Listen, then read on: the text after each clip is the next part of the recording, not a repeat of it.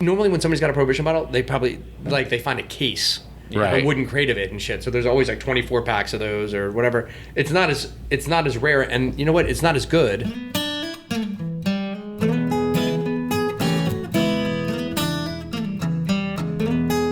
This particular episode is a fantastic one. So much so that there's an additional 16 minutes of extra recording that I've added in towards the very end. You'll learn what it takes to be an epic bourbon hunter and listen to the incredible stories our guest has to tell. Once you hear the closing music, it's not over, so stay around towards the end. There won't be a podcast released next week since I'll be traveling out of the country for work, so I hope this bonus content keeps you occupied until then. As always, remember to support the show on patreon.com. That's patreon.com/Bourbon Pursuit.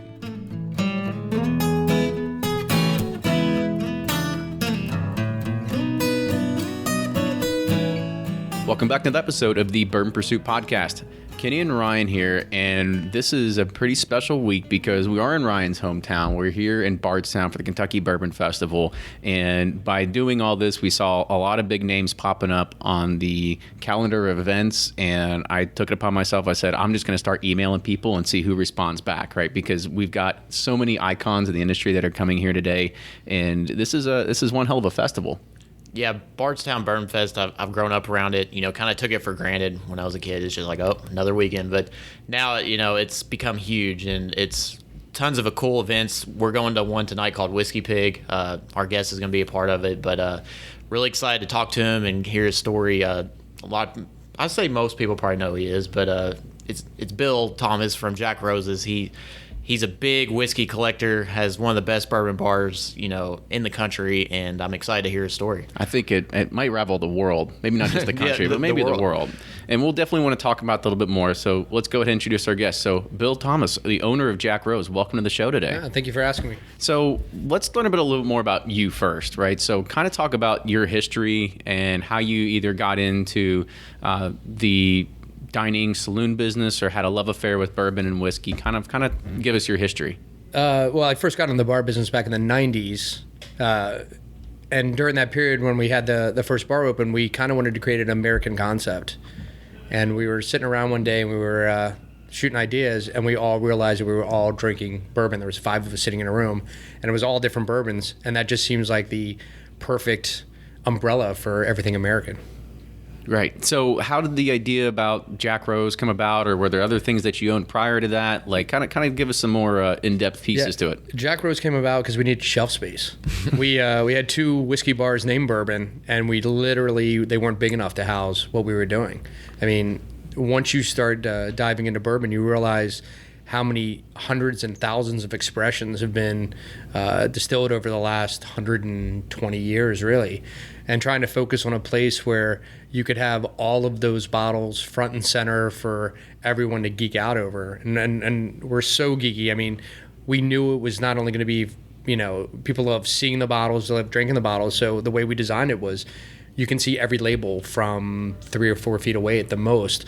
You can request any bottle to be brought to the table, and when you actually order a whiskey, the bottle comes with it. So we wanted a place where absolutely everyone could geek out over bourbon, kind of commiserate. It's not, there's a lot of places out there that open up and call themselves a whiskey bar because they order a bunch of bottles. But if there's not people in there, like the person sitting next to you, when you order that bottle and it comes to you, that you can commiserate, they're like, oh, you're drinking the Noah's Mill 15. I remember when I used to drink that. If you don't have that kind of camaraderie sitting at your bar, then you're not a whiskey bar. You're just a place with a bunch of whiskey. It's really about the people that show up that make it an actual whiskey bar. So before we dive into it, I might have jumped the gun a little bit. Kind of talk about how you got into bourbon. Like, how did you get into bourbon? Was it one day you just kind of... What was the magic bottle that you're like, oh, this is it? I started off like everybody else. I mean, you start off... drinking some of the old stuff. I mean, honestly, probably when I first started drinking whiskey, blends still ruled the world. And then you realize you're drinking these blended scotches, and then somehow you grab that first bourbon. You're like, this is way better. This is way better. I mean, not that I don't drink blends, and anybody out there that loves blends, but in comparison, blends can't stand up to it. And single malts have been around, but when you get a bourbon, that big lush mouthfeel, you get those old Forsters, those big brown sugar bombs, cinnamon bombs from back in the 80s and 70s, and you're like, wait a minute, this is amazing. And then it was right there at the beginning when, say, Lee and the Blantons were coming out and all that, and you realize that people are putting out some really amazing products, and you just go one to the next. You start off like everyone else. Your Lee, your Blantons, then you got Booker's coming out, then you finally have Stag coming out in 2002, and you're just off to the races at that point. I mean, they're just creating so much great stuff, a lot of cash drink stuff. You just can't help but keep going one to the next. I mean, you just find out that there's 1,000 bottles that you can drink, and each one is completely different. Oh, awesome. So when you first started, did you make the natural progression like we always do, start mixing with Coke and then water and then, to neat and then barrel proof? Yeah, I mean, first of all, we always say there's no wrong way to drink whiskey, just drink whiskey. And in our business, we're hospitality. And we just want you to enjoy it the way you want to enjoy it. Now, we will obviously make suggestions if you order a great whiskey. Maybe we'll say, hey, just try it. We bring you a little eyedropper if you want to drop one drop of distilled water in there. But if you just feel like having bourbon and ginger, which is a classic combo, and I think they're amazing, I'll drink it. Or if you want a great whiskey, Turkey 101 is great for Manhattan. Just drink whiskey. That's how we feel. When I was growing up, my family's been in the restaurant business since the turn of the century. We opened up our first Irish bar in D.C. Right around the turn of the century, and it one of the things that really, with bourbon, it's kind of the history of America. But when I looked at one of our locations, which is owned by somebody else now, but I looked and I said, wow, that's been an operating restaurant and bar now for over 100 years. So I wanted to do something that we could then have for over 100 years. So one of the reasons of building the inventory for Jack is to have people to have the expressions that they had when they were 20 and now they're 50 and they're still coming back to the same bar. Excuse me, 21. Let's get that Right. Well, it might have been 18 back then, Yeah. right? Yeah. When I was growing up, DC was 18. Yeah. So we were hitting bars. Unfortunately, I was in bars when I was my first bar was 15. Because how everything else, you can find the bars now they're 21 that let in 18. Back then, when you were 18, they found bars that would let in 15-year-olds. It was weird to be standing around a bar and seeing some of your classmates at 15. Yeah, an ID like McGlovin, You know what? from Hawaii. Yeah, from Hawaii. It was way better than that and way easier to get IDs back then. So I don't even want to say how easy it was. Don't try to age yourself there. Or I don't age myself, but if the drinking age was 18, I pretty much aged myself right there. Right. So So I guess one thing we did forget to mention is location of Jack Rose, right? Because people that are maybe they're right now they're on their phone trying to Google it, even trying to figure out where is this magical place that we've never heard about, right? The so Mecca. kind of give it some ideas of where you can find it. Just to give you a historical reference, go to the place where Reagan was shot and walk a block, and that's pretty much we're right by the Washington Hilton, which is in the DuPont Circle, Adams Morgan area. So it's right in the center of the city. We're about a mile from the White House. It's an easy walk to the White House from where we are. So what's also great about Jack's placement is the fact that it is in the center of the city. It's an international city, so you get people from all over the world coming to drink there. So it allows us the ability to carry a lot of stuff that we otherwise couldn't, because you have this great density of interesting whiskey people from all over the country. I just had these great guys in from Australia who I met here 2 years ago. They were here for Bourbon Fest, and I met them. They flew in. Their first stop here was coming to D.C., and they spent 4 nights in a row at Jack Rose, just drinking through all the stuff that they couldn't get in Australia.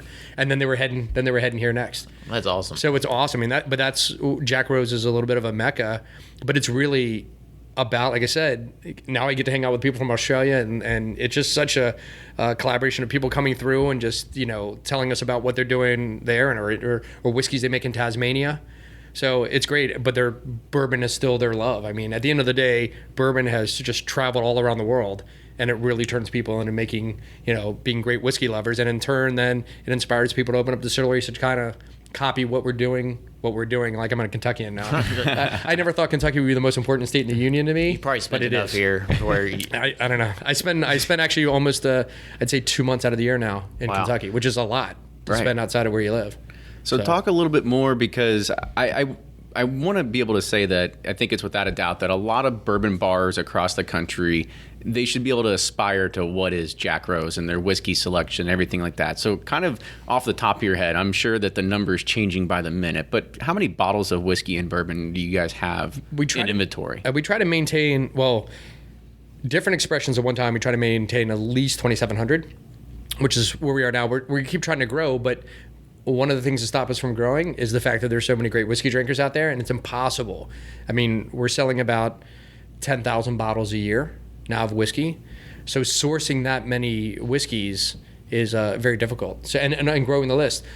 But what's more important? Who cares about growing a list? That's not what counts. It's about keep revolving the list. So if you come in this week or this month, there could be 30 new whiskeys that are like great iconic whiskeys that you never got to try. So having a stagnant list means nothing. It's finding every gem I can out there and having people to be able to come in every day, every week, every month, or the one time they come to DC in the year and they have all these new whiskeys that they've read about, they've heard about, new releases, old releases, and being able to like just introduce them to something that they've always wanted to try. And that's what I think is amazing. It's not about the numbers. You can have 200 great revolving whiskeys. That's what counts. It's about the whiskeys you do have. I was just at the Harrison Smith house this morning, and I looked. They got 60 whiskeys, and I looked at that shelf, and I was like, man, I would be totally happy to drink here for the next week. Yeah. You got 20 Willetts on the shelf. You got Wild Turkey 17, the Wild Turkey 1998. You got some, Elijah Craig 12 cash strength hidden in the back. I mean, there's just such great whiskeys. So it's really about having great whiskeys as opposed to having like thousands. But besides that, let me answer, we do have another 6,000 bottles in storage. Oh, wow. On top of the 2,700 different expressions, plus another 1,000, 1,500 backups ready to replace them.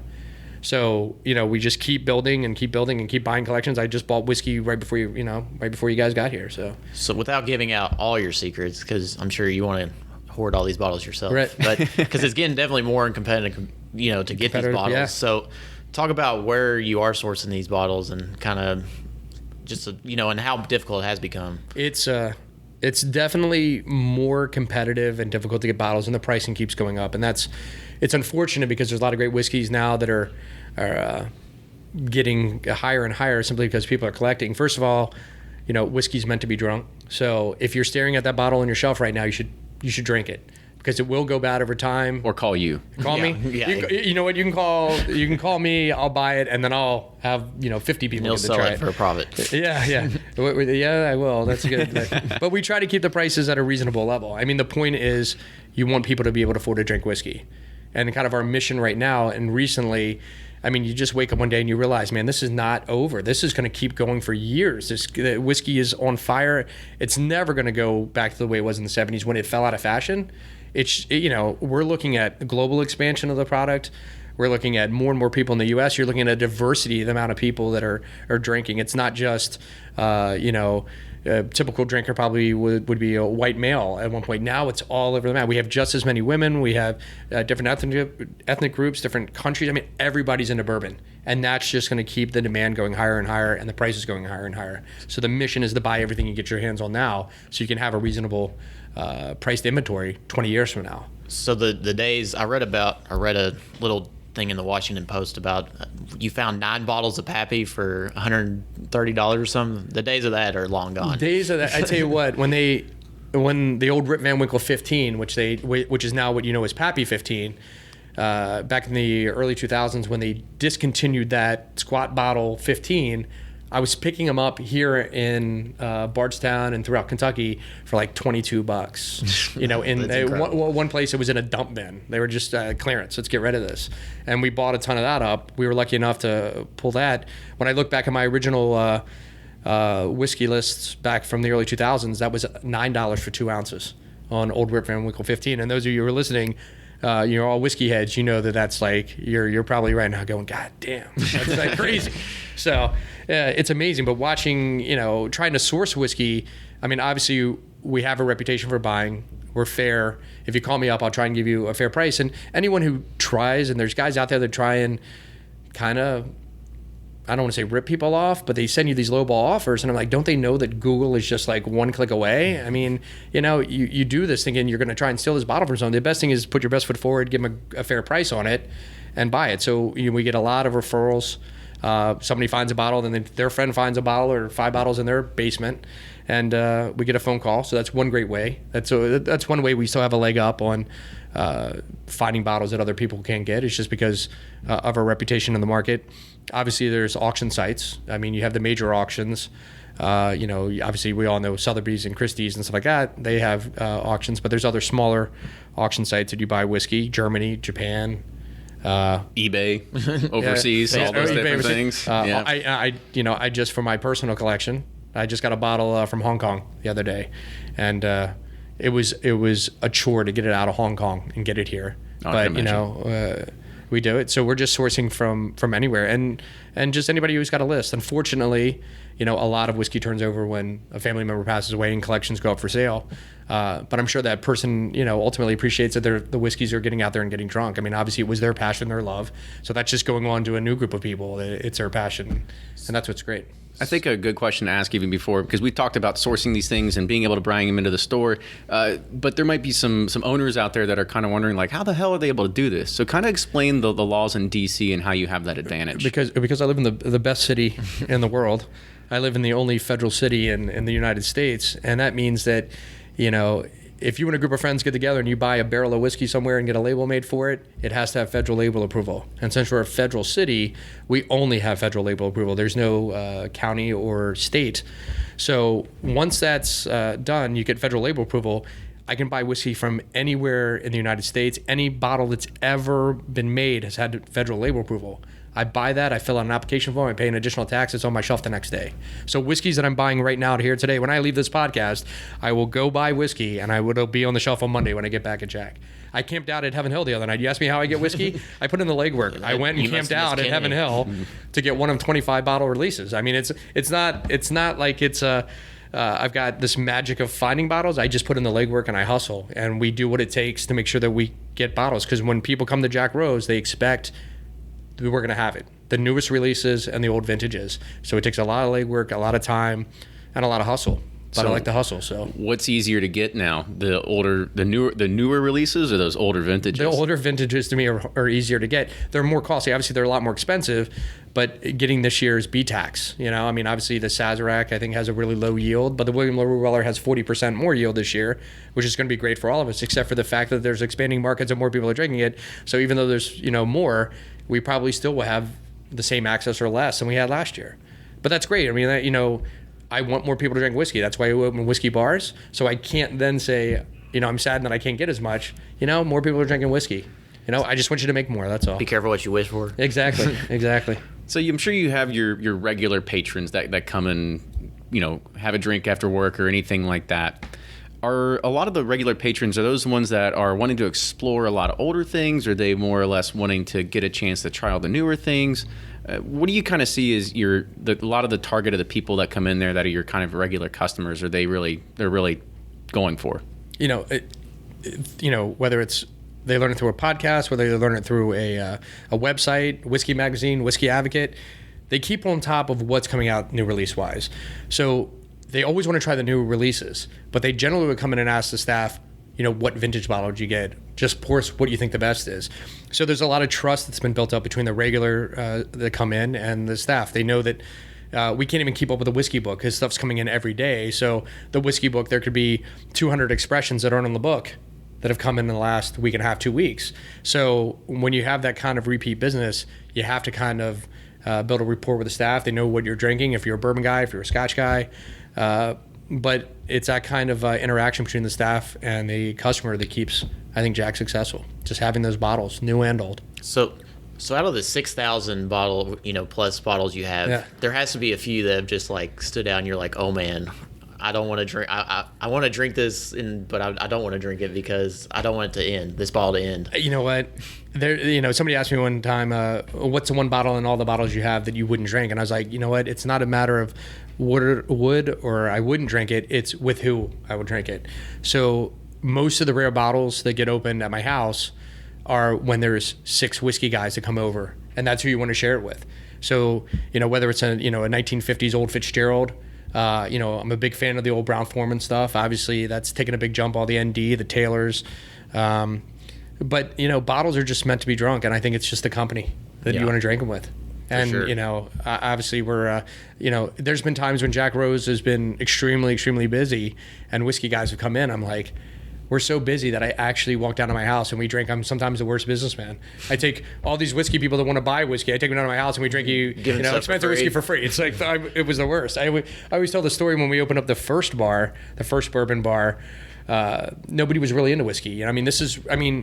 it's exploded now, especially the last 5 years. I mean, we're talking exponential growth. But if you go back 10 years or 12 years, nobody really cared. Somebody would walk in and be like, hey, what's that bottle up there? I'd be like, but that bottle? Before you know it, I'd be sitting on the other side of the bar with them, and then I'd be copying the whole check just to have someone to talk to. Like, this is like, at least now I'm making some money on it. But it's definitely, it's amazing how bourbon creates that connection between people. You can, like you said, just sit around with a group of people, have a bottle, and you can like all connect with it, just, sitting around enjoying it. Yeah, if this was in an era, we're all drinking Johnny Drum 12-year-old now, and if you know that bottle, thanks, Drew. It's a dinosaur. Yeah, Drew Colesveen was nice to not only bottle this, but get me a bottle the other day. The last time I had this was way before it was even cool, and I didn't even know it was cool. So yeah, but you drink this, and it's amazing. Oh, it's incredible. Just drinking with good people. You can travel the country now. Once you start getting into the whiskey with whiskey people, you can pretty much couch surf your way across the United States. They're happy to have you, and they're happy to share their collections. I mean, there's people staying at my house right now. I'm out of town. They're at home, and I'm like, drink what you want, I left a key for them, and that happens all the time. We have whiskey people that stay at the house, and happy to have them. The only problem is washing all the glasses. Right. I was about to say, I think we could create a new category in like Airbnb of whiskey or something like that, right? Yeah. So I guess that whole talk of camaraderie, I think it kind of brought up a pretty good question in my mind. So I'm going to point this to you, Bill. So if you were to share a drink with one person, past, present, or possibly even fiction, who would it be? It could be idols, it could be whoever. It could be, Hulk Hogan. It could be whoever. You know what? If I could share whiskey, unfortunately, before the word whiskey boom would be my dad. He passed away prior to us really exploding in the whiskey scene, and I would love to have a whiskey with him. Other than that, probably Abraham Lincoln. Nice. Not us. There's a favorite quote from Lincoln. He said, "Good things comes to those who wait, but only those things left from those who hustle." And being a bit of a hustler, I love that quote. I just love the fact that Lincoln used the word hustle. So I think that guy would be a good guy to drink with. Awesome. Yeah, to be in the bourbon game, you got to be a hustler. That's you for do. Sure. I'm too lazy now these days. I tell you what, I think the guys who are sourcing whiskey, I mean, it takes a lot of effort, out there to find these bottles. But you really got to be, the old dusty hunters. Obviously, the guys are out there looking at liquor stores. Obviously, that's a tough game now because there's been so many. The explosion over the last, especially 5 years, that most shelves are gone. There's no dusty. Although I was here in Kentucky going to buy a collection, and we put in the wrong address in the GPS and went 2 hours out of our way, and we hit an old liquor store. This was in Kentucky. This was 6 weeks ago. I walked in. I picked up an old Rip 10, a Pogue Master Select, and the new Booker's Rye, and I was like, "This is crazy! Yeah. I can't believe I'm finding even this stuff sitting on the shelf." I'm kind of mad, to be honest with you. It is. It's crazy, right? Every time you think it's over. A new store owner buys a store, cleans out the back room. I always tell people, if the old days of going to a liquor store, looking at the shelves and saying, "Oh, there's an old bottle there. Let me get that. Can I see that?" Really, then it got to the point where, and I'm talking to all the dusty guys out there, and they know what to do, and that's getting back in the office and finding those bottles that are holding up their books, on the shelf that they thought it was a cool looking bottle, so it's been sitting there for 20 years. I mean, you got to get in the back rooms, you got to get behind the bulletproof glass. All the dusty guys know the tricks. You got to look like you wouldn't harm a fly. It's kind of hard to say, "Hey, you got bulletproof glass Go on. behind the lottery Can I get ticket?" back there?" Yeah. And then they have to ask them for a ladder because you want to get up and see. It's crazy, but dusty guys are pretty persistent. So you're talking about doing all these different collections, and you have your own personal stash as well. And you were here in Bardstown camping out, getting the new Parker's Heritage and the new William Heaven Hill. Now, how do you decide what goes to the business versus what goes to your personal stash, or is it just kind of a gray area all in general? Every whiskey that I have is either going to be drunk at my house or at the bar. I mean, it's all there for whatever we need. I mean, I look at it as kind of just a ever-changing warehouse for the bar. It's great. I like looking at bottles as much as the next guy, but I want to keep the products flowing into Jack. So it's just it's funny. Jack pays me, I go buy whiskey, then Jack buys the whiskey. The money just goes. It just keeps going in a circle. So there's nothing. I mean, it's all going to be at Jack or one of the. We've got another whiskey bar opening up in about 10 months.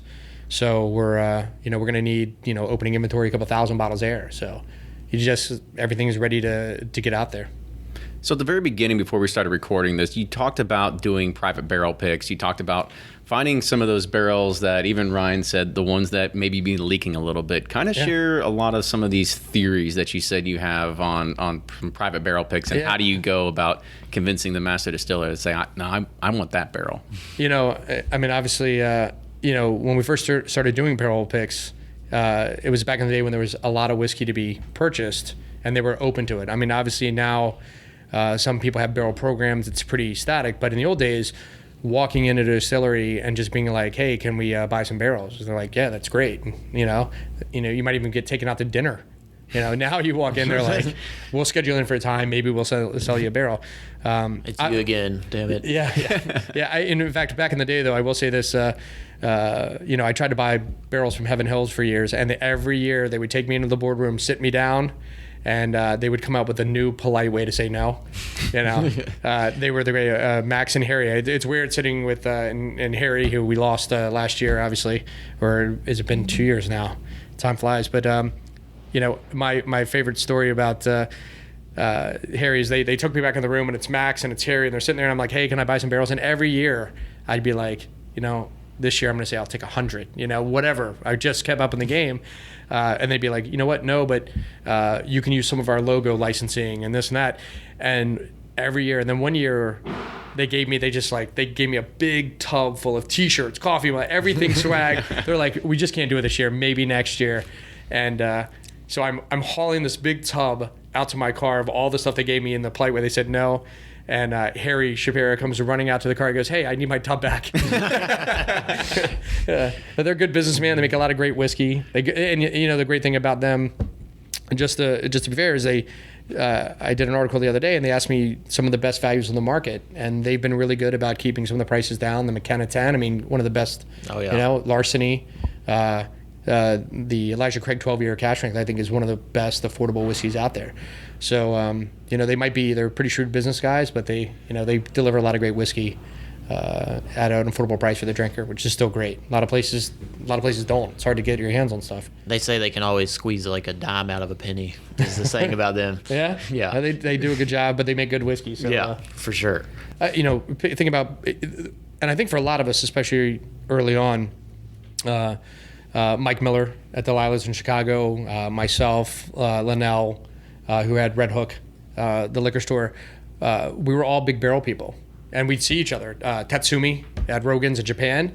You know, on a given day you'd be at, and I think one of the kind of the linchpins for those of us who were trying to take whiskey and get better whiskey for everyone to drink was barrel picks. And there was one epicenter for barrel picks, and probably still is Willett Distillery. I mean, going and doing Willett barrel picks, I would show up on a given day, and I'd be, you know, walking with Mike Miller to pick stuff for Chicago, or Tatsumi would be there from Japan, and it was like crazy. It became this epicenter of whiskey people just meeting and buying barrels and taking them back to their home states or across the seas to Japan. I mean, it's amazing whiskey, and I always look at barrel picks as, you know, most of us do them at cash strength, so you get to see the whiskey right from the barrel, right to the bottle. You get to see all the great kind of nuances of the whiskey. I think it's the one key thing that keeps anybody who's into whiskey, and I find barrel picks bring Scotch people over to bourbon. You know, Scotch is a really complex spirit, and I feel it. You know, nothing is barrel picks or cash strength whiskey kind of can match up with any of the best single malts. You know, it's a great bridge that brings people over, but barrel picks probably kept me energized. You know, it's not just sourcing what's coming out; it's going there, and I always think of a barrel pick as saving it from a blend, or saving it from, you know, being, you know, it was a service that I did, and I think that, you know, Drew offering that program for so many years really helped kind of push the whiskey market in a direction that a lot of people then picked up on. All of a sudden, you saw more places releasing cash strength whiskeys, giving you access. So I think for me, there's certain kind of milestones, you know, opening up your first bar and buying everything, which back in the day, and I would actually call, one of the first guys I ever met was Drew, and then Guthrie at Toddy's. Yep. Which to me is like one of the most iconic places here in Bardstown. But I would literally, the first time I walked into a store, because in D.C. back then when we first opened, there was like 40 whiskeys available. Then you come here to Kentucky, the epicenter, you come to Bardstown, and I looked at his shelf and I was like, I don't have that. Before you know it, I'm picking up another 40, 50 bottles. And then I took them back and we'd blow through them. And then I was calling him and being like, I need 20 cases of Yellow Label, Four Roses, 20 cases of Single Barrel, 20 cases of McKenna, 20 cases of Old Heaven Hill Bond. And I would literally get off the plane, grab a U-Haul, drive to Toddy's. He'd have it waiting outside for me. I load up 150 cases of booze. This is Guthrie? Yeah, nice. He would have it ready for me, and I would haul it back to D.C., and that's what we kind of lived on. We, before Four Roses, when it first became available, it was only available here. And then it, hit a couple states. Now it's obviously widely available. But if you didn't come to Kentucky back in the day, in the 2000s, your access to whiskey was almost nothing. So you had to be here. And anybody who missed those great days of coming to Kentucky. And now it's reversed. We can't get shit. It's everywhere. It's amazing. It's, no one can. I mean, obviously everyone across the country now is complaining about access, which is even more important for me to obviously get out there and talk to people, trade. Obviously I'd much rather trade than buy. If anybody's listening, find me today. Yeah.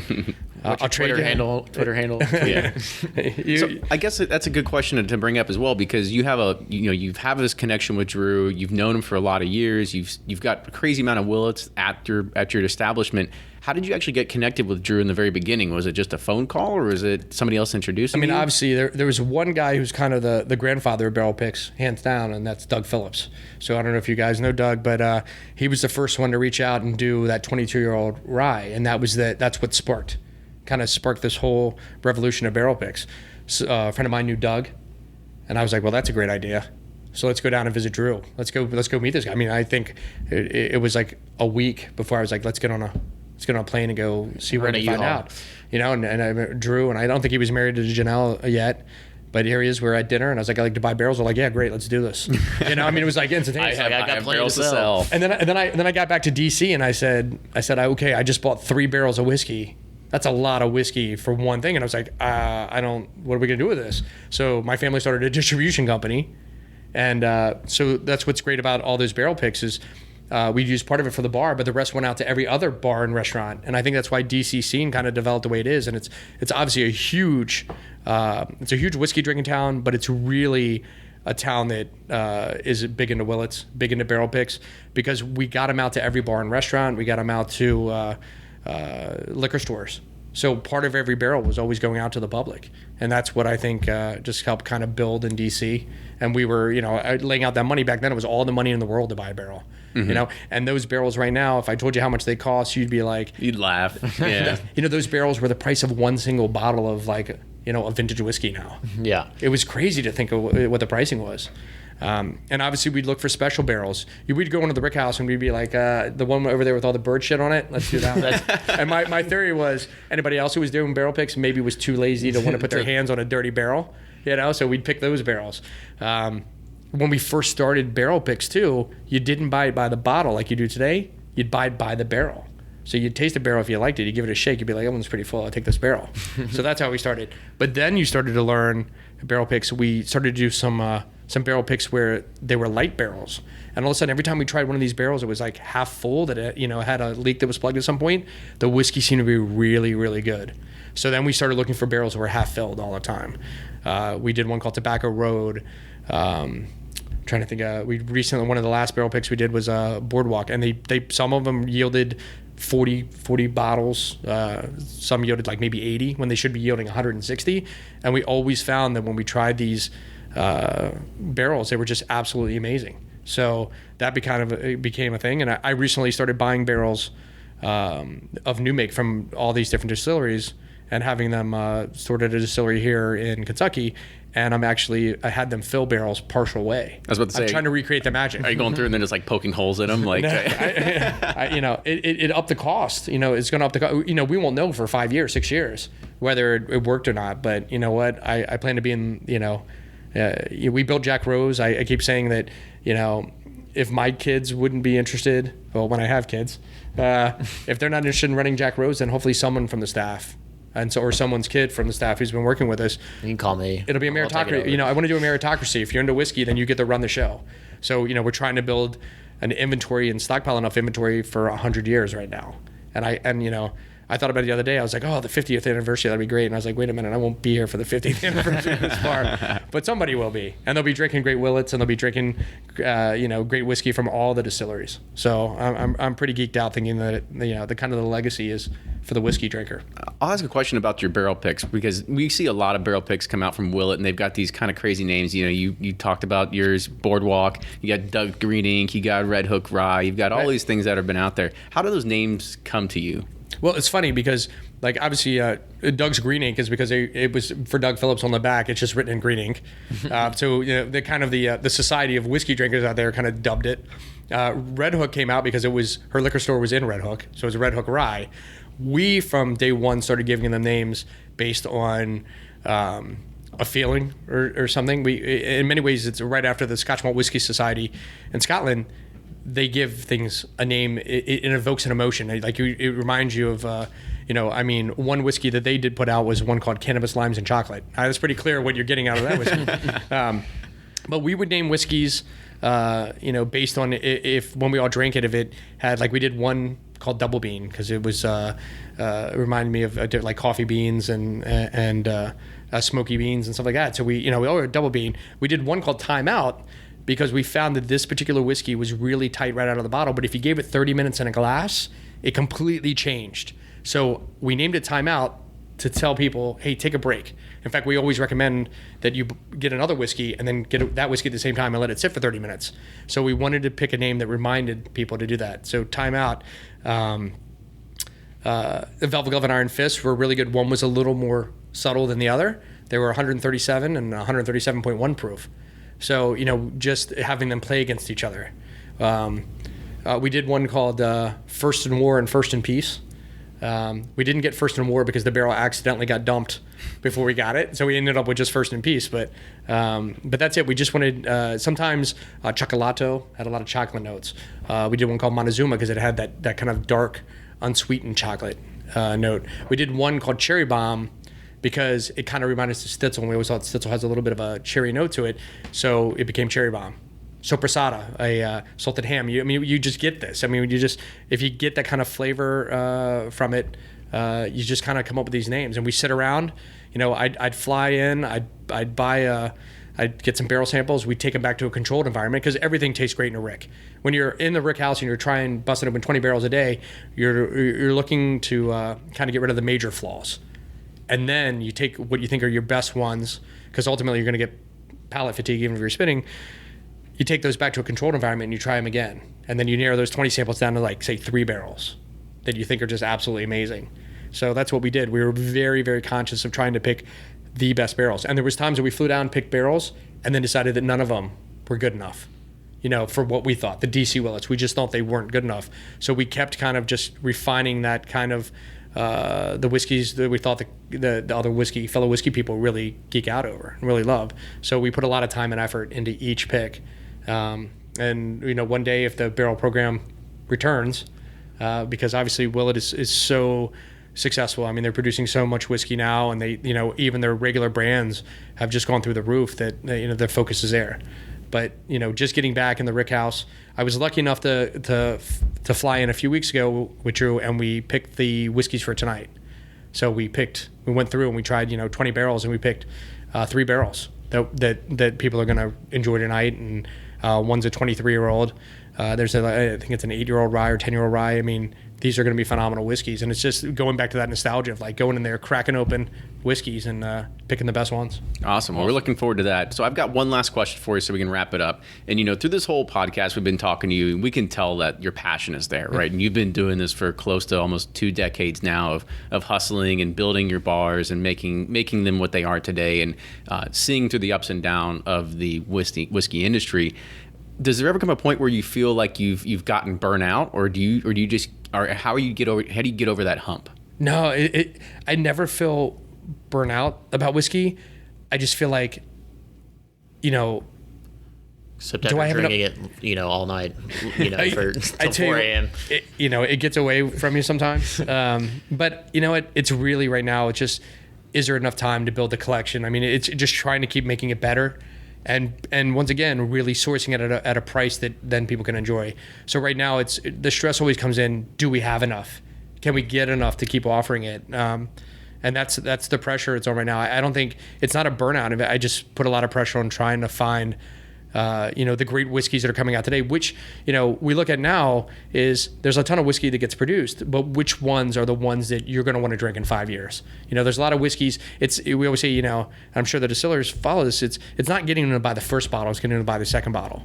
So my job is to find out which whiskeys come out currently that people are going to want to drink for 5 years. What are the next iconic ones, the ones that we feel are the best, and then also going back and finding more bottles of the ones that we've been drinking over the last 20 years, 30 years, and keeping enough of them that people would be able to come in. But it's, once again, you can't price people out on the market. You got to bring it at a price that people can and try it. Having a bunch of whiskey sitting on a shelf that are overpriced doesn't do anyone any good. You got to bring it out and put it at a price. One thing I'm going to start is a whiskey club at Jack, and one of the things I'm going to offer is every time I find an amazing bottle at a really good price, only the members will be able to at that amazing price. Like if I snag this great bottle that I find wherever I get an auction, like nobody showed up and I was lucky enough to get a great bottle, but just wanting to share that kind of stuff.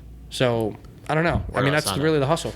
How do I sign up? Yeah, it's going to be crazy. I think I can't wait. Secret handshake, a card, whatever it is to get me in that club. I think the next 10 years are going to be amazing. There's a lot of great distilleries out there now that are producing a lot of great stuff. Who's going to be the next? Obviously, Willetts producing a lot of good stuff. Peerless, I don't know if you've been Kentucky Peerless. I think their stuff is going to be top, And then outside of Kentucky, there's some other good guys out there. Sonoma Distilling in California. Are making a lot of good stuff. You got rye being made in Pennsylvania again at Dad's Hat. There's a lot of stuff out there that I can't wait to see how they progress, and being able to source that stuff is going to be the key. I think they'll be more than happy to have their label on the bar at Jack Rose. Jack Rose. It's a lot of the distillers come up. They're really gracious. They take time to visit, and they'll obviously do events and stuff with us. So I think whiskey, and they're rock stars now, but they're obviously pretty humble. Jimmy Russell's probably been in, a dozen times since we've opened, and he's always been good about, meeting people and photos and sharing information with us. And he'll tell the truth. If he thinks a whiskey's great, he'll tell you, and if you think a whiskey's bad, having that kind of honesty is important, because obviously when you're spending, $50 on a bottle, buying something that you don't like or don't enjoy is that's a lot of money to ask people to. And then asking somebody to spend $10 or $20 on a shot, an ounce of whiskey or 2 ounces of whiskey, that's for a lot of people, that's a lot of money. And bourbon's always been, affordable, and it's always been great. The common man's drink, really. That's right. It is. Not anymore. And women's, sorry. It's far from common on the taste, You're right. It's just crazy. You expect these whiskeys that you tried or you took for granted in high school. Yep. Now you're like, damn it, why didn't I savor that? Why did what was I thinking? I had several though. Well, my dad had several of those back in the day, and I'm like, what the hell was I doing putting Coke with it? I know, it's crazy when we think back to some of our old drinking habits, but I keep pretty extensive tasting notes, and one of the things I always do with my tasting notes is I write down who was with me in the room, and I love looking back and saying, Harvey and Roberto and myself drank, these bottles on this day, and just That's cool. It's awesome. And I also it's funny because a lot of people use the word smooth, right? And in my tasting group, that is verboten. You cannot say the word smooth because it doesn't give you any real descriptor. And one time I was writing my tasting notes, and I go in my tasting group, I was like, it's smooth. And they just started yelling at me. They're like, "How dare you use that word?" And I held up thank God I had my tasting book. I held it up and I said, "It said smooth and not in a good way." I was like, I can use it as a bad, but I can't use it as good. So, we take it pretty serious, and that also gives you an opportunity to really enjoy each whiskey and kind of break it down. Spend 30 minutes with it. So try it with a drop of water, not with a drop of water. Try it. I also find glassware, big difference. You can try a whiskey in a Glencairn, and then you put it in a snifter, and it's a completely different whiskey. So I think, that's part of the fun is being able to try to cask strength, add your own water. You basically get the same whiskey at one price, but you get to try it two different ways. And glassware, whether it's a snifter, whether it's, a proprietary glass somebody's developing now, a Riedel or something like that, you can spend your life drinking the same whiskey in different, settings. which is great. But obviously, there's still nothing better than a rick house in the middle of Kentucky. You know, I think it's awesome. I think it's awesome. You got a grown ass man's journal is what you have right there. I think it's pretty cool. Yeah. It's an easy way to remember exactly not only just the whiskey itself, but the time that you had and what you talked about or anything else, right? So I'm sure there'll be a time you'll look back on it and reminisce or anything like that. But we are wrapping up to the top of the hour here. We know we've gone over, but Bill, I want to say thank you again for being on the show today. Thank you for inviting me. Thanks, man. That was awesome. Appreciate the time and the whiskey. Yes. Let's put us in. I wish I had a Coke can right now that I could and have people freak out right now that we're going to do something bad with us. So do we get to make the tasting notes journal? Yeah. That's true. I tell you, this 2 D bags. This little book is not it. But this is a list of stuff I'm buying. There you go. Yeah, no, great. Thanks for having me. It's been a great time. Absolutely. So we'll give one more last plug to Jack Rose, how they can find you, how they can find you online, Twitter, and all those good things. You can go to jackrosediningsaloon.com. You can call us, obviously. Facebook, you can find us Jack Rose Dining Saloon. We're in Washington, D.C.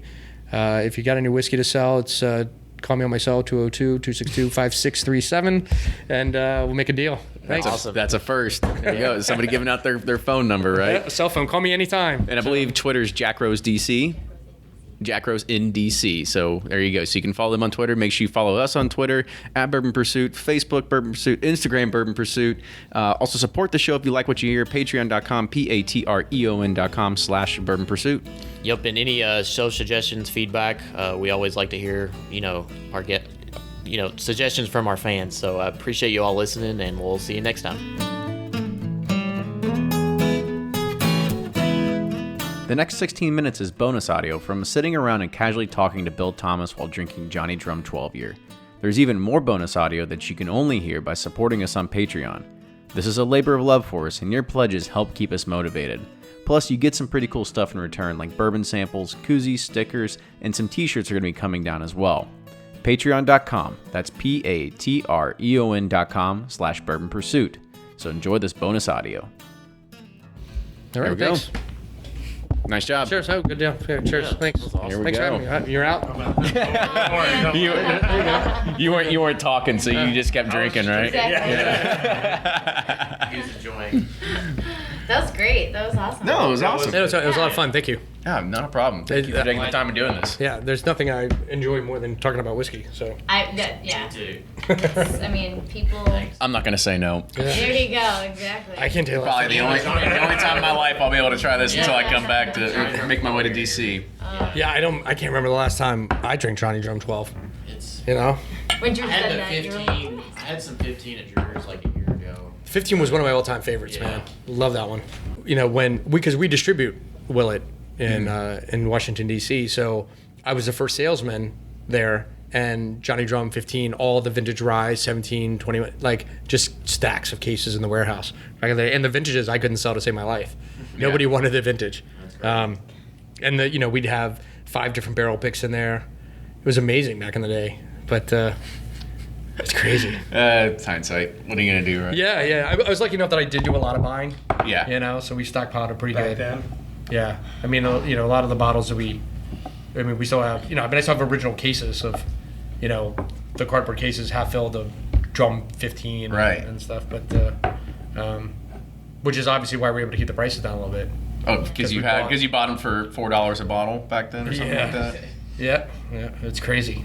Those old ryes were costing originally wholesale $65 a bottle, and now they're $7,000. Yeah. You know. I think Oh, I no. paid like.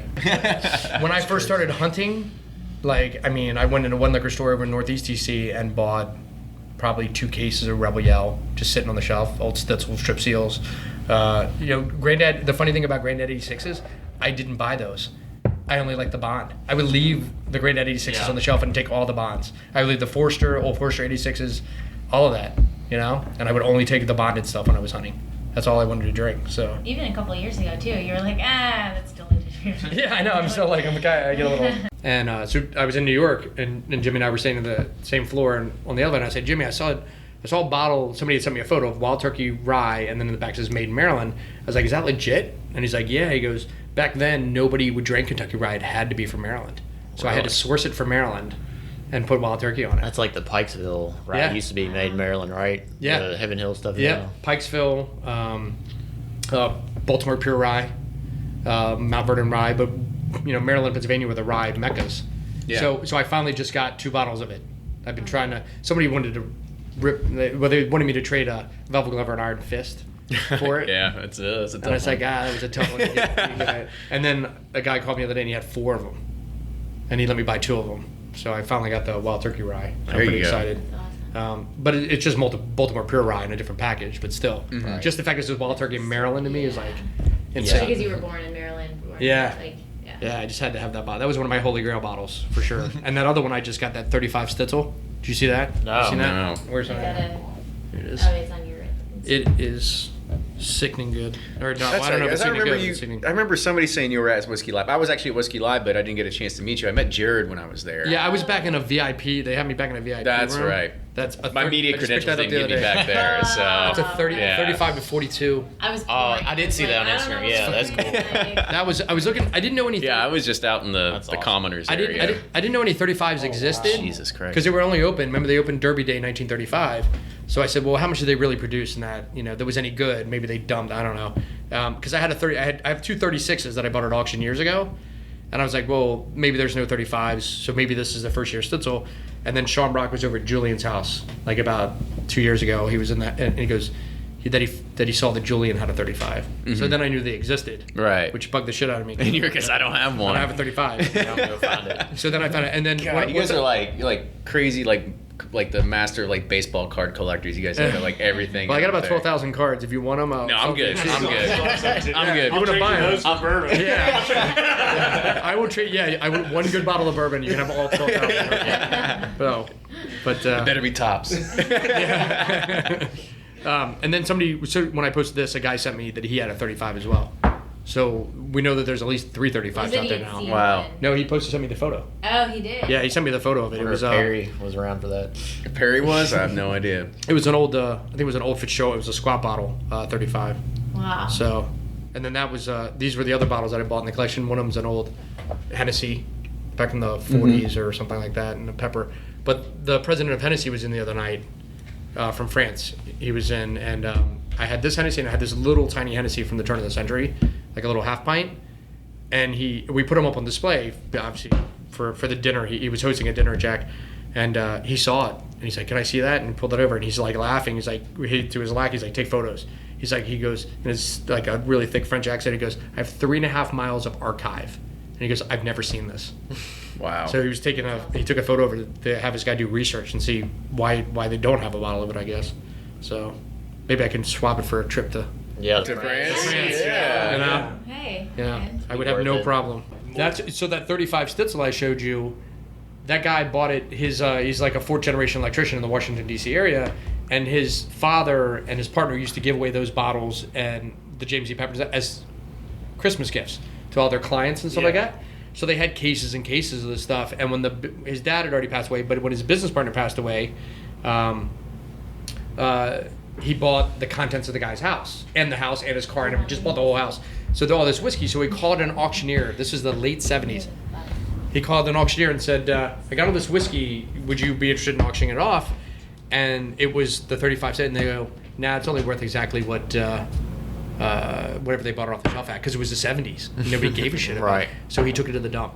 Oh he kept my gosh. he kept one of each one for his back bar, just for display, and took all those whiskeys to the dump. I guarantee that 95% of the people, especially older, like Yeah. my parents' age and stuff like that, whose parents have Right. died, they would not have any clue My- that people. One of my would drink friends' that grandparents stuff, just passed you know? away, and they went through and they had a gold vein wax. Oh, get outta here. Yeah, and like some William Lure Wellers and all this, and like he just like, "Do you want this?" And he's like, yes." Yeah. Oh my god. Well, that's what I keep saying. Like, when people keep thinking like prohibition is rare, every time there's, especially right now with people getting that much older in this area from that time period, there's so much of that stuff that's coming, and more importantly, it's not going to the dump now because there's so much information out there about buying whiskey Yeah. that it's surfacing very Right. quickly right now because people think they can make a bunch of money on it, or at least like well the thing is they think they can get like $100 a bottle and that's enough to get them interested in Yeah. seeing Right. what's in the basement, Persevere. and I was about to then say, they it's not realize that it's worth $1,000 a bottle. Right. It's insane. I was about to say, it's not you posting all those. I get pinged on Craigslist things that always every time is like, we want to buy your old whiskey. Yeah. Like, it's not you guys doing all that, is it? We've we've never posted little that. low key on that. You know what? We also don't do. I deal with mostly like private people because I'm not on any of the Facebook pages or anything like that because I'm afraid that it'll give Jack Rose a bad. That's Right. smart. You know, That's smart. Like even that Stitzel. I guess it was on another. He had posted that bottle, that 35 cents on another website on I can't remember the name. Drinks Planet, and he got lowballed by a ton of people. They want to give him like $300, and he had made a tentative deal with the guy, and the guy was going to PayPal him the money, and he's like, okay, but when your guy comes to pick it up, I want a picture of me with a sign that says all whiskey was good. He didn't want to. He was afraid, and the guy dropped the ball. He was going to sell all those bottles, the pepper and all that, for $1,000. And he called me and he goes, what would you give me for this? And I was like, what were you offering? He's like $1,000 for all of them. I was like, I'll give you at least $3,500 for the one bottle. So we ended up settling at $6,000 for like 4 bottles and a bunch of miscellaneous crap. But you know, That's I nice think of you. that Yeah. builds your reputation. That's how you get those connections. yeah. Oh, yeah. Because if you might, win one bottle here and there, but you're never gonna. Yeah. You build your reputation. And we need. I mean, I hate to say it. We just need access Yeah. to product. All the time. I mean, it's tough. It's good. That means people are drinking whiskey though. I was like, I don't think our listeners are going to help you get access to it. I know. Because they'll probably want to keep it for themselves, but I hear it's ya. That's why I said you trade. never know. That's why I said right. I'm willing to trade. Yeah, there you go. Maybe that'll open up an avenue, but we'll It see. is funny though. People do call, like they'll just email the restaurant. They're like, I'm trying to get in touch with Bill Thomas. Like they find like the Washington Post article about like the hunting for stuff, and then they're like, oh, this guy buys whiskey, and then they. Yeah, that bottle. I was also in a bidding war with somebody in California on that Stitzel. I got to his house. I didn't know I was bidding against anybody. Mm-hmm. I got to the house, and he's like, "Well, I got to give this guy in California a last." After he went because I didn't know him, but he knew who I was, and he wanted to hear my bid before. Oh, yeah. And I was just like, I was sitting there. I was like, well, I just took a seat. I was like, well, I'll just wait till you reach him because I guarantee I'll be the high bidder. Yeah. Regardless, because I really wanted that bottle. And we sat there, and it was like I got there first thing in the morning. He called me that night. I was there at 10 a.m. the next morning, and it was 7 a.m. California time. So he kept trying to call the guy, and he's like, would normally answered, and he never answered. He goes, I'll tell you what. I sat there, and I was just in his living room waiting for the guy to call, and he's like, I'll give him 15 more minutes if he doesn't call. I'll just sell it to you. I'll sell it to you. And I was like, you name the price, So he's the one that threw out the $6,000. I was like, done. But I only had $5,200 on me in cash. And I was just like, I tell you what. He goes, it's $6,000 plus I get to come down and have a drink in your restaurant. And I said, how about $6,000 and you bring your family down and we'll treat him to dinner and everything. And that's what he did. He picked up the, and I got it. He goes, do you want me to? He goes, hey, do you want bubble wrap? We'll wrap all these bottles. I was like, no, just give me a box. I want to get out of here. I threw him in a box. I was like literally out the door. I don't want this guy to call. I was like, please don't call. Please don't call. That's awesome. Now, what's the rules with so you said on the podcast I was listening to the Yeah, you were here. other cities. We're just gonna move this away now. Other places with bars, they can't just buy and then sell. No, Most of only the in bars DC. that are doing it yeah. are Well, doing it. just DC. I mean, other DC bars can. I just don't think they do it at the scale that you all do, right? I remember Mike Miller. Okay. California has some looser laws. Looser I laws. mean, Washington. because North every Carolina like I know just Prov doesn't- buys a bunch of stuff and sells them in his store and stuff like that too. So Yeah, in fact, Prov, the first barrel when I was buying Velvet Glove and Iron Fist, back in the day, Prov and I were doing a lot. I was buying all of his B-Tacs and even way back in the day, back in the early 2000s. Yeah. Prov would call me like, hey, I just got in my allocation. Nobody wanted them back then. Do you want them? I was like, yeah. I was buying all of his Pappies, all of his B-Tacs. And when I came up with the barrel thing, I got back from DC after meeting with Drew. I was like, hey, man, I'm going to buy these barrels. Do you think you might want to buy some of them from me? he's like, wait a second. Yeah, it's funny now. Prov was the first guy that I talked to about buying any, because I was like, I can't take a whole barrel of whiskey. Now I bought 3. Yeah. I had to go hustle. So I went to Prov. He was the first guy I called and said, hey, would you buy some Willetts from me? So it's crazy to think back to that. Oh, no. You know? Awesome. So, yeah, Prov's been a good guy over the years. And then he got into it. Then he got into the full force. Yeah. You know? Those Facebook pages just launched a whole nother world. on Well, whiskey. you could look at it one thing. You could say Facebook helped it or it ruined bourbon, right? It's one or the other. It is. So It's pretty painful. And the problem is, because I stay off of those pages, Jared, I have Jared now. He has to. Yeah. He gives me he's a updates. go-between. He gives me updates. Yeah. Like what's popping. Like I'm like, tell me anything anytime anything takes a big price jump. Because I got to be out there buying, and I need to know if I'm being competitive or not. Fuck, competitive. right now, Booker's 25th is going through the roof. Isn't it though? It's crazy. I mean, I think it's good whiskey. Don't get me wrong. I think it's up to $550, $600 now a bottle. I think last year it was $350. So it's insane. So yeah, that's one to keep your eye out on. Oh, it's everything. Even like 107, Weller 107. So. I just bought 18 Weller 107 paper labels 2 days ago at $2.50 a bottle. I was like happy with that because that means we only have $10 into it an ounce, so that keeps us pretty stashed with that for a while. Crazy connections you got. This guy I've known for years. A guy who Really? when he used to pick barrels with Drew too, and I would clear him through the distribution company for him. Then he called me. He's been selling his whole collection. So except for his 1789 stuff, 1789B, those guys. Oh, the group, the barrel group. Oh, okay. So a lot of guys in that. I've seen an old Scout with 1789B on it. There's a lot of the guys that Goes start for that high with the old dollar. school guys, the guys that were even 15, 20 years older than me, and have been buying for years, and now they're cashing out of everything but 1789 stuff because they have plenty of 1789 to drink now, so they're Right, so getting into they're everything else. done. And it's a good market for them. They're like, I've done deals as high as, $100,000, buying up stuff. Her and I did a great deal in Indiana, 59,000. And the shit that was in that. Drove it all back in a U-Haul. I did. Yeah. First of all, we didn't drive it. You're like, whoa, no bumps, We no went bumps. Indiana, back to Kentucky. We were hunting, and then into Missouri, then looped around through Ohio. Came around Stopping it in a U-Haul, just loading the truck. Oh, God. Yeah. It's like American Pickers. Just stopping at random places? Just stopping. Well, hitting people I knew along the way. So okay. just hitting. Like you're just hitting up like liquor stores. Literally, liquor stores. literally just like In American Missouri, we were Pickers. going in Missouri because we had never been there. We were going liquor store on the U-Haul. Wasn't that when all the Bookers? And Booker's, Booker's 25th had just come out, so it was just like Booker's. So it was like that day, like we had just gotten, I remember when Four Roses 120th came out, because the 40th came out kind of, nobody really knew when it came out. It just kind of came and went. So I was like, shit, the next time they do a special release, I'm going to be right on it. And I called Guthrie, and I said, hey, man, is 120th hit your store yet? And he goes, it just came in today. And I said, okay, I'll see you in the morning. And I flew in, bought, and went to I ended up with like 15, 16 cases. I went every liquor barn, everything, just hit them all. Yeah. Took every bottle I could get. And we're still using that today. That's probably the biggest buy I've ever done. The 120s? The 120s. Yeah. I ended up with like 70 bottles or something crazy. Damn. Just hunting. Because back then they were just sitting there too. So if you think you have a bunker, you don't really have a bunker until you go to Jack Rose. My problem is I drink it all as soon as I get it. I was saying the Parker's when I was camping out for Parker's Heritage, I was the first person to ever buy Parker's Heritage. And I mean the first. I was there when they pulled the barrel samples. And they had them, and I tried to write from and I was like, what is this going to be? They're like, well, we've got a name for it, but we don't have any bottling. And I was like, I'll take 4 cases.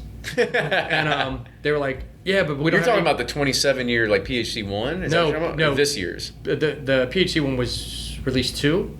The Okay. very first, there was, the Parker's 1 was just bourbon, and there was like 4 different proofs. Okay. And what was it called? Like, it was just Parker's Heritage.